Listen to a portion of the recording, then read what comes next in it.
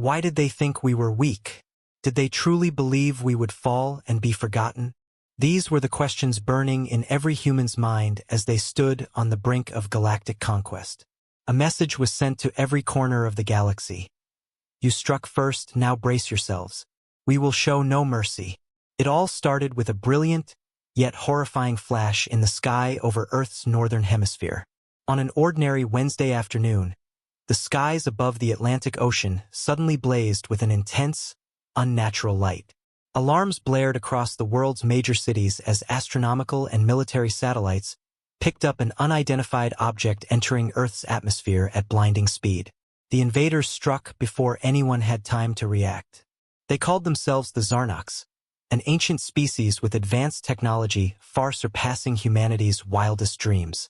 Their metallic ships rained fire from the sky, bombarding key cities around the globe with beams of destructive energy. Panic spread as human defenses proved useless against the technologically superior alien force. What do they want?" stammered General Ryan Cole, standing in the command center of NORAD. Every screen around him displayed the horrifying carnage being unleashed across the world. Images of crumbling skyscrapers, burning cities, and helpless masses flashed before his eyes. "Sir, we're receiving transmissions," shouted a young officer, his voice trembling. "They're demanding unconditional surrender. They're broadcasting a message." The command center went eerily silent as the message crackled through the speakers. A voice, cold and mechanical, filled the room. "Humans, you are unworthy of this galaxy. Surrender, and we might spare a fraction of your species for servitude." Ryan's blood boiled. "Unworthy? We are not cattle," he roared, slamming his fist on the metal table. "Prepare the counterstrike. We will not be slaves." But humanity's countermeasures proved futile. The Zharnoks ships, coated in a strange energy field, absorbed every missile, every bomb, every ounce of firepower Earth could throw at them.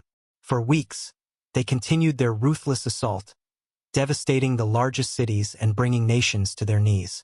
Then, just as suddenly as the invasion had begun, it stopped.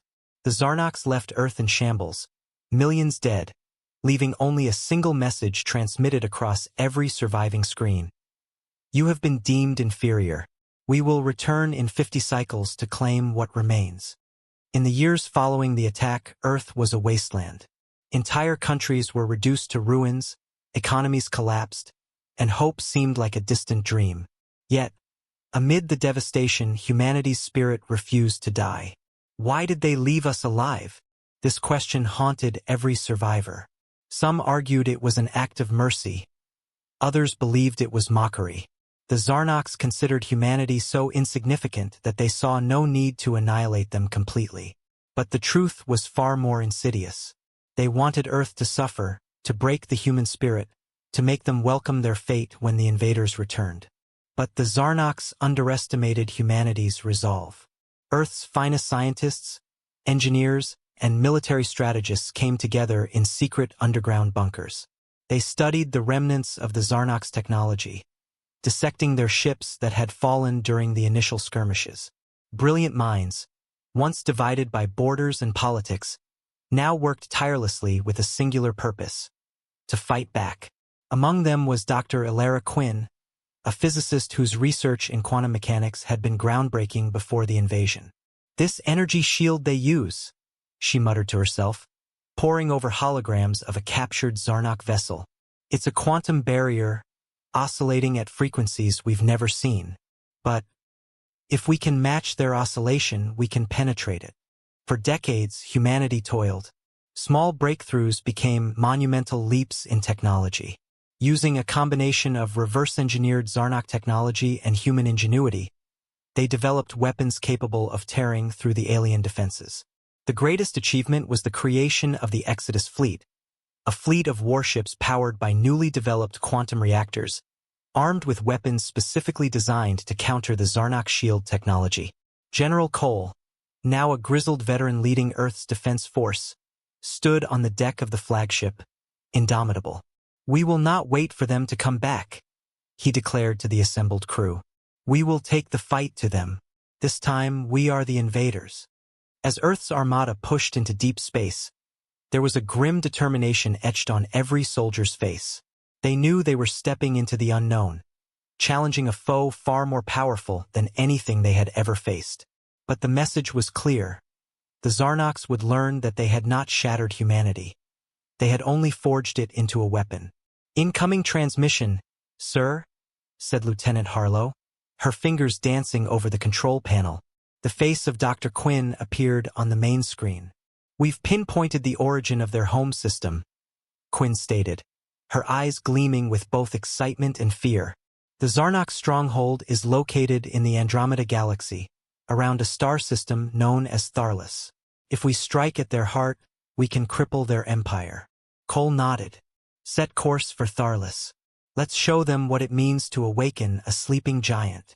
The journey was perilous. The fleet encountered Zharnok patrols, leading to fierce skirmishes in the void of space. Each battle tested the mettle of Earth's newly built warships, but they pushed forward with relentless tenacity. The Zharnoks, shocked by humanity's newfound strength, began to realize they were no longer dealing with a helpless prey. After weeks of navigating treacherous wormholes and traversing light years of space, the fleet arrived at the Tharlas system. The Zharnok homeworld loomed before them, a dark, foreboding planet encased in a swirling nebula of crimson and black. "Prepare for full-scale assault," ordered General Cole. "We're not here to negotiate. We're here to end this."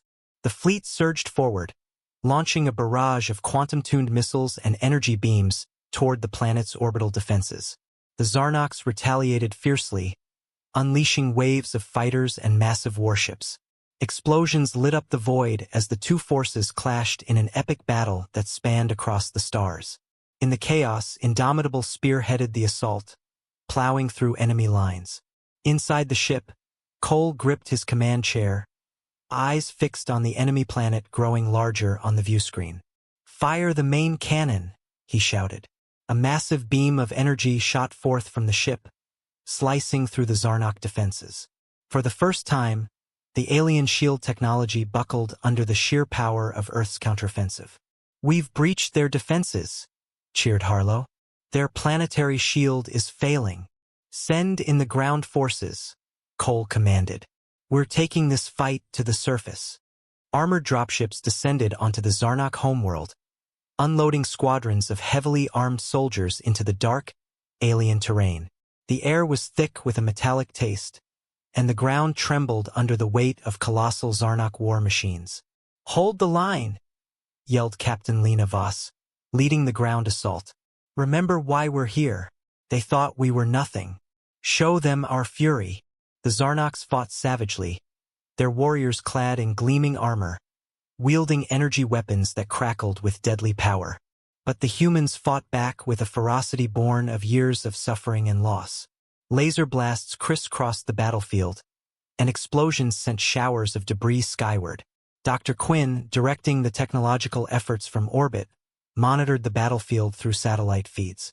"I've found it," she shouted into the comms. "Their central command hub is located beneath the main citadel. We need to disable it to collapse their planetary defenses." Captain Voss acknowledged the directive and pushed forward through enemy lines, leading a team of elite soldiers into the heart of the citadel. The corridors were dark and twisted, filled with alien architecture and symbols that made the mind reel. Finally, they reached the central chamber. A towering figure awaited them, a Zharnok overlord, its form massive and encased in ornate armor. It hissed, its voice echoing within the chamber. "You dare challenge us in our sanctum?" "We're not here to challenge," Voss retorted, raising her rifle. "We're here to conquer." The ensuing battle was brutal. The Overlord wielded power that seemed almost mythical, but the humans pressed on with unyielding determination. In a climactic struggle, Voss managed to breach the Overlord's defenses, delivering a final, fatal shot. With the Overlord's death, the Citadel's systems flickered, then went dark. Across the battlefield, Zharnok war machines ceased functioning, and their soldiers fell into disarray. Back on Indomitable, General Cole watched as the Zharnok forces crumbled. A deep silence fell over the bridge as the realization sank in: they had done it. They had turned the tide of a war that had once seemed hopeless. "Transmit the message," Cole ordered, his voice steady and cold. "To every Zharnok outpost, to every corner of the galaxy. You attacked our planet. Now we will rule the galaxy." As the message echoed across the stars, the humans secured the Zharnok stronghold, salvaging their advanced technology. It marked the beginning of a new era, one in which humanity, forged in the fires of invasion and destruction, would rise to dominate the stars. But even as they celebrated their victory, a new question loomed. With such power now in their hands, what kind of rulers would they become? The galaxy would soon find out, for the humans were coming, not as saviors but as conquerors. And this time there would be no mercy. In the weeks following their conquest of Tharlas, the humans began systematically dismantling the Zharnok Empire. Using the advanced technology they had captured, Earth's engineers and scientists constructed devices that extended their control over the former Zharnok colonies. What had once been an empire of oppression now found itself under new management, one far less inclined toward diplomacy. General Ryan Cole stood on the bridge of Indomitable, now permanently stationed as the flagship of the newly established galactic human dominion. His eyes surveyed the fleet of ships surrounding the captured Zharnok capital planet, each vessel buzzing with activity. A new order was being established, and it was one that would ensure the galaxy remembered Earth's wrath. "We've received reports from the outer sectors," Harlow said, breaking the silence. She held a data pad, her eyes glinting with both pride and concern. "Most of the former Zharnok territories have surrendered without resistance. Some are requesting terms of integration." Cole nodded, his expression unreadable. "Good. We have no intention of negotiating. We accept submission, not partnership." "What of the resistance pockets?" she asked, knowing the answer even before it came. "Crush them," Cole replied coldly. "Any faction that dares oppose our rule will be eradicated. They will learn, as the Zharnoks did, that our mercy is not for sale." The message was clear. Earth's fury had not subsided with victory. It had only grown. The humans, once victims of a galactic invasion, now saw themselves as the rightful enforcers of order in a chaotic universe. And they intended to ensure that order through sheer force. The Exodus fleet spread out across the galaxy, spearheading humanity's expansion into territories that had once been the domain of ancient alien empires. Worlds that had stood untouched for millennia now saw the descent of human warships into their atmosphere. Whether they had been loyal to the Zharnoks or were simply neutral bystanders, they were all given the same choice: submit or be destroyed. Captain Lena Voss, who had distinguished herself in the battle for Tharlas, now led ground operations on countless worlds. On the surface of a world known as Xian 4, she stood among the ruins of a city that had refused to surrender. Flames still crackled among the rubble, and the scent of charred metal and scorched earth filled the air. "Make an example of this place," she ordered her troops, her voice sharp and devoid of hesitation. "Broadcast the images to every sector. Let the galaxy see the cost of defiance." The broadcast went out, showing the smoldering remains of Xian 4 to every corner of the galaxy. The sight of human troops marching through the ashes, carrying banners bearing the insignia of the galactic human dominion, sent a chilling message. Earth had risen, not as a liberator, but as a conqueror. On planets far and wide, resistance movements began to falter. Many species, fearing the same fate as Xian 4, sent envoys to the Dominion, pledging loyalty in exchange for survival. And as these worlds submitted, they were placed under the watchful eye of Earth's military governors, each one tasked with maintaining strict control over their assigned sectors. Yet, amid humanity's rapid expansion and the galaxy's submission, seeds of dissent began to sprout. Not all humans were comfortable with the path their species had taken. On Earth, now recovering and flourishing thanks to the resources and technology harvested from conquered worlds, a resistance of its own began to form. In a dimly lit underground bunker in the ruins of Old New York, Dr. Alara Quinn sat surrounded by a group of individuals: scientists, former soldiers, and diplomats. The bunker, filled with salvaged alien technology and encrypted communication arrays, buzzed with activity. "We didn't fight the Zharnoks to become them," Quinn stated passionately, her eyes scanning the room. "We've become conquerors, oppressors. This isn't what humanity should be." "And what do you propose we do?" asked a grizzled man with a scar across his face, a veteran of the war against the Zharnoks. "Cole's rule is absolute. His fleet is unstoppable." "We fight," Quinn replied, her voice steady and resolute. "From within. We use their own technology against them. We've built this empire with Zharnok tools. Now we'll dismantle it the same way." The group, calling themselves the Shadow of Terra, began to organize covert operations across the Dominion. Their goal was not to surrender humanity's gains, but to reform them, to turn the burgeoning empire into something more just, to prevent humanity from becoming the new tyrants of the galaxy. General Cole, ever vigilant, was not blind to the unrest brewing within his ranks. Reports of sabotage, subterfuge, and whisperings of a resistance reached his ears. He stood on the bridge of Indomitable, staring out into the void as he listened to the latest intelligence briefing. "The rebels call themselves the Shadow of Terra," Harlow reported, her voice tense. "They're spreading messages of dissent across several sectors, claiming we're no better than the Zharnoks."